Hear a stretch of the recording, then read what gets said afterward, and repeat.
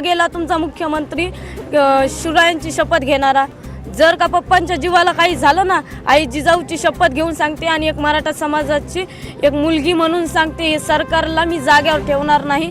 सरकारला एवढंच सांगणं आहे की जे तुमचं शिष्टमंडळ आलं त्यांनी आश्वासन दिलेलं आहे की आरक्षण देणारच, टिकणारं देणार, तर मग ते लवकरात लवकर द्यावं. उगाच तुमची मुंबई खराब होऊन देऊ नये.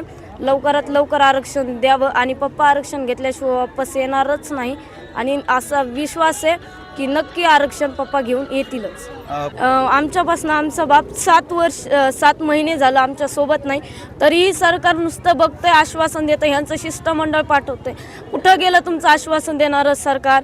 कुठं गेला तुमचा मुख्यमंत्री शिवरायांची शपथ घेणारा? अरे ज्याच्यामुळे हे राज्य आहे ना, तुम्ही त्याची खोटी शपथ घेऊन सांगता की आम्ही ह्या महिन्यात टिकणारं आरक्षण देऊ.